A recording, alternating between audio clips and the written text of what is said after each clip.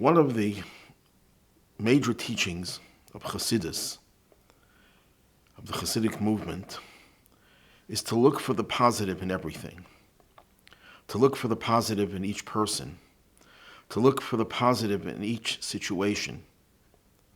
It's a concept that's mentioned in the Torah, it's mentioned in the Talmud, but Hasidus put a lot of focus and emphasis on this. Nowhere is this concept more pronounced than in this week's Torah portion. The Torah portion of Kisavo contains within it a dreaded section called the Tochacha, words of rebuke. 98 curses, horrible, horrific curses, are spelled out in this section. We already had, in the end of the book of Leviticus, 48 curses, half the number, 49 curses, half of the 98 here, which were also horrific. But there's a Hasidic tradition that all these curses are really hidden blessings.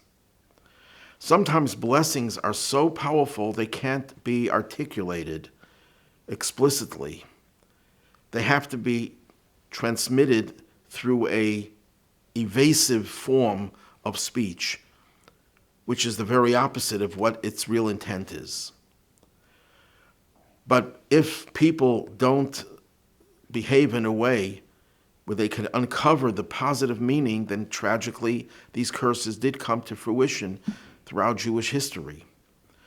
But when we focus on the inner meaning of these curses, and we go deeper into our own inner meaning, we have the power to transform curses into blessings, especially in the period that we're in right now, on the verge of the final redemption, when all the negatives would be transformed into positive.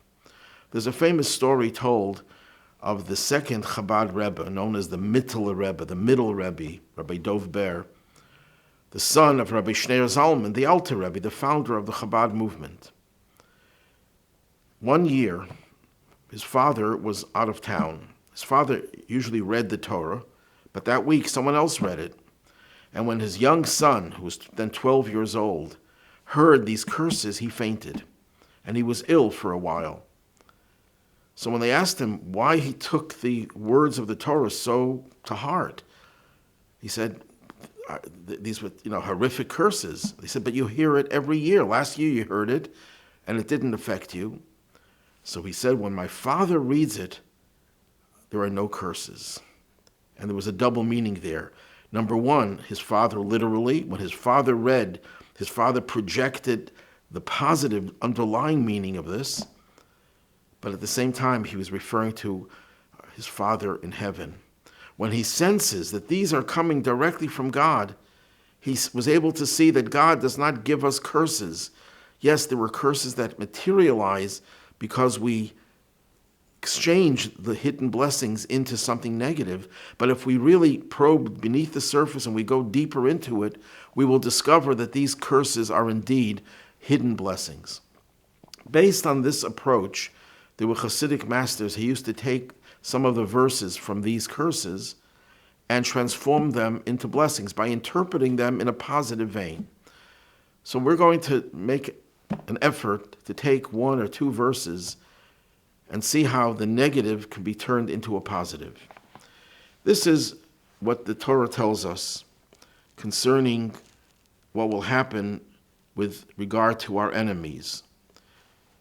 The Torah says the following: God will bring upon you a nation from afar, from the end of the earth, as the eagle swoops down, a nation whose language you will not recognize, an arrogant nation, which will not respect the elderly or be kind to the young. This literally means that the Jewish people will be attacked by a foreign force that will wreak havoc on us. But let's try to look at this on a deeper level in the spirit of Hasidic thought. Here it says, God will bring upon you a nation from afar. Now, if we look at the Hebrew word for bring upon you is Yisa Hashem Alecha Goy Mirachok. The word Yisa has another connotation. Instead of just bringing upon you, it means he will carry above you. That this nation from afar will be above you. What nation are we talking about? Whenever the Torah uses the word Goy, contrary to the colloquial use of it, where it refers to a non-Jew, the word Goy simply means nation. And whenever it's used in the singular, it refers to the Jewish people. As it says, who is like your nation Israel? Goy echad ba'aretz, one nation on earth. Goy refers to the Jewish people. When we use the plural, Goyim, it refers to all the nations. It's not a pejorative at all. So when the Torah uses the word Goy over here in the singular, though it's referring to an enemy, an adversary, in the simple meaning of it, and the deeper meaning, we take it very literally, it refers to the Jewish people. That means within the Jewish people, there is a group of people who are superior to everyone else because they come from the distance. Which people are we referring to?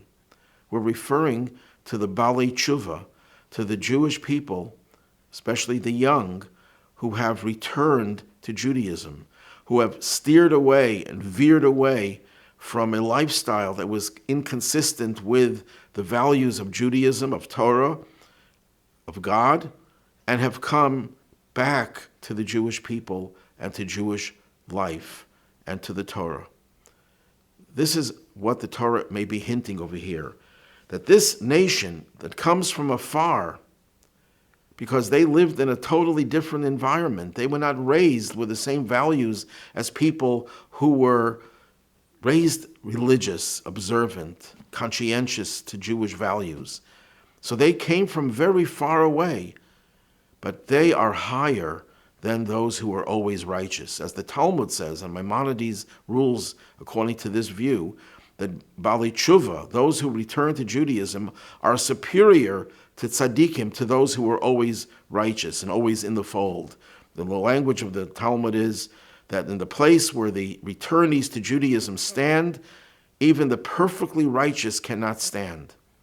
So it's precisely because they come from far that they, Yisa, God will raise them above this nation of Balei Teshuva, this collective body of Jews who came back to Judaism will be raised above the rest of the people. Then the Torah continues to describe these people. They come from the end of the earth. What does that mean, from the end of the earth? Simple meaning is that Balei Teshuva, these returnees to Judaism, had to make a very long journey from the other end of the earth, figuratively speaking.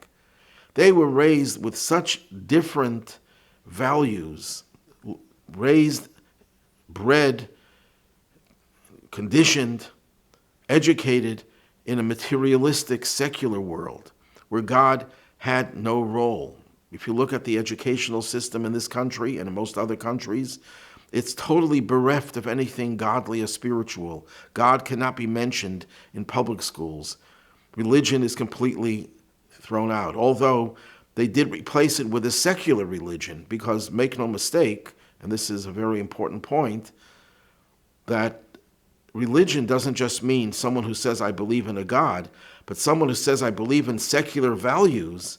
That's also a religion. Some of those values are consistent with religion and Judaism, and most are not. But anyhow, getting back to this is what this person was exposed to a godless, secular, materialistic, hedonistic even, society. So it's a long journey to make from that extreme all the way back to Judaism. And even literally, there are people who started off extremely secular, and they traveled to faraway places. There are many Israelis who grew up in an atheistic environment, had no connection to Judaism, wouldn't step foot in a shul, and then traveled to India or other places to find themselves, and they discovered who they really were, that they were Jews, and they became observant, and they returned to their roots. This is the meaning of the nation, the Balei Teshuva, the group of returnees to Judaism who are higher than the tzaddikim because they came from the other end of the earth. To take this a step further, the word for earth is eretz. The Midrash asks, why is the land of Israel specifically called Eretz Yisrael, the land of Israel? So it says that the word Eretz, etymologically, is connected to the word ratzon, will. Which is the land that cultivates a desire, a will to do God's bidding? It is the land of Israel. So when it says the word Eretz, from the other land, the extreme of Eretz, it means, where did the Bali Tshuva come from? It came from a place where their will, the desires, were anathema to Judaism, were so contradictory to Jewish values. And they transformed the Eretz, the Ratzon, the will, from one extreme to the other extreme. But then there's even a deeper level. Another meaning of the word Eretz is related to the word rutz, to run. That the land of Israel is a land that cultivates a person's desire to get closer to God in a way where they do it with enthusiasm, with excitement, with zeal, alacrity. And this is what this Baal Tshuva contributes that is even greater than that which the Tzadik, the righteous person, could contribute. There's a certain passion, as a Hasidic thought explains, when a person is in a desert, parched land, there's no water, and they come to an oasis and there's water available, they don't just drink casually, they just gorge themselves with the water. There's such passion, enthusiasm.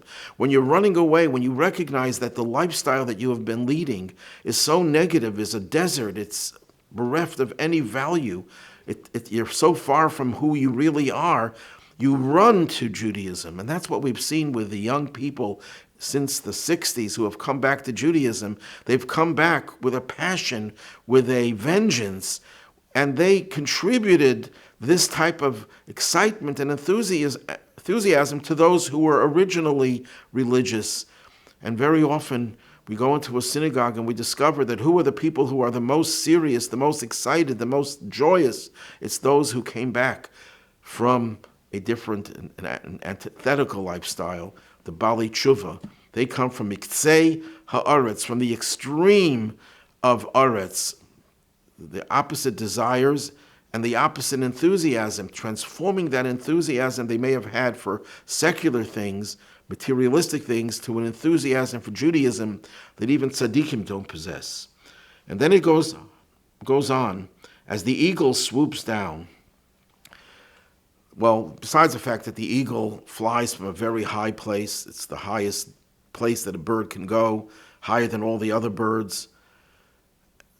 So it represents the divine assistance. How does it happen that certain people are awakened to do tshuva, to come back? It's because God, who's compared in some ways to an eagle, who comes down to save us, as the Torah describes what happened when we were taken out of the land of Egypt. We were not so worthy, but God had compassion on us. And the eagle is sometimes viewed in Jewish literature as the symbol of compassion, divine compassion that swoops down to pull us out of wherever we may have been exiled, far away from Judaism, and bringing us back to the fold, bringing us into the fold. So that's the eagle swoops down, and it's a nation whose language you will not recognize. The tzaddik does not recognize the language of the Baal Tshuva, of the person who returns. The tzaddik is the one who is always righteous. What it means figuratively is that the tzaddik cannot really understand the Baal Tshuva. Just like a rich person cannot understand the needs of a poor person, a healthy person can't appreciate the pain of a sick person. The tzaddik, the one who was always righteous, who grew up in a holy environment, cannot appreciate the turmoil, the transformation and the challenges and the pain that the Baal Tshuva has to go through to reach this point. So it's a group of people whose language the rest of us don't really appreciate. But it also has a more narrow meaning. Sometimes the Baal Tshuva has to be taught a different language than the tzaddik. What do I mean by that? There's a famous midrashic statement that says that when a person has to deal with, let's say, a forbidden food, let's say there's a cheeseburger, the person shouldn't say, oh, I hate cheeseburgers, it's disgusting, it's repulsive. Person should rather say, I'd love to eat it, if you do really love to eat it. It's my favorite food, but what shall I do that my God in heaven says I shouldn't eat it? In other words, you should not try to make the food repulsive to you because it is physically repulsive. Rather, it should be repulsive to you because it goes against God's will. You should focus on fulfilling God's will.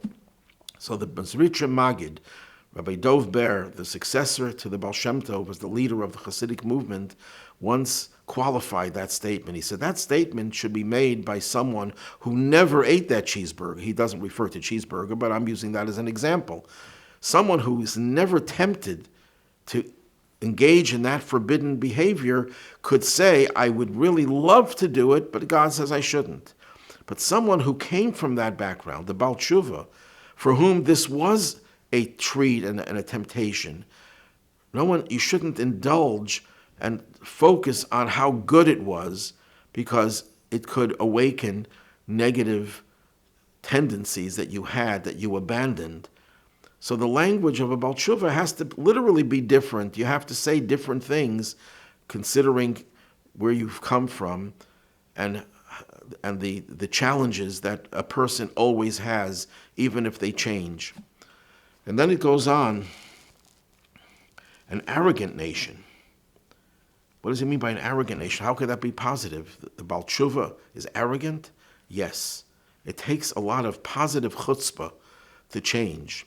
One of the characteristics that the Talmud uses to describe the pre-Messianic age, the age we're in right now, is chutzpah yaske. There'll be a lot of chutzpah. And we take that normally as a negative, that young people will be, speak without respect to the elders. The Rabbi took that as a positive sign, that before Mashiach comes, one of the positive signs will be that the young generation will return to Judaism. They will go against their elders who trained them and educated them in a totally different lifestyle.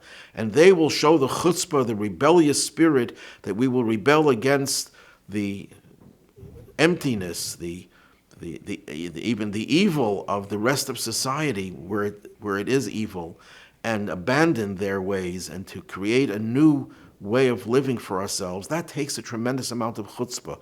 The last prophet, biblical prophet Malachi, in the very end of the book, talks about how before Mashiach comes, Elijah the prophet will come and he will restore the hearts of the children, of the fathers to the children.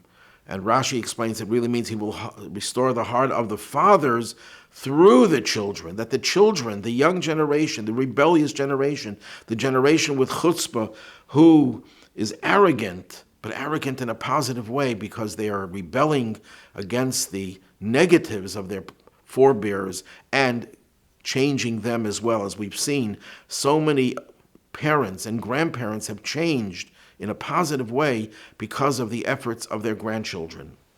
And finally, it says, which will not respect the elderly or be kind to the young. They won't respect the elderly. They'll say, I know you trained us this way, but we have a better way of living.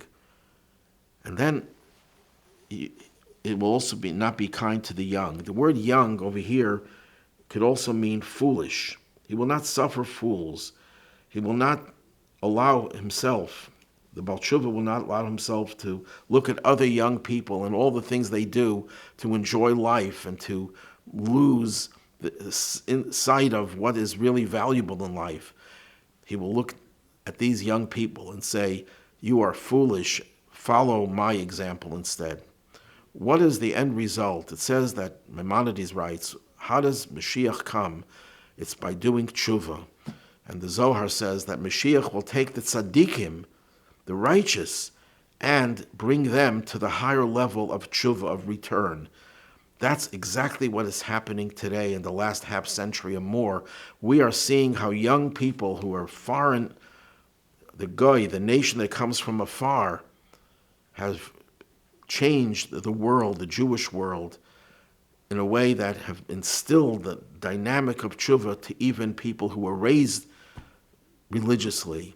And that is the power that will bring Mashiach. May it be imminently.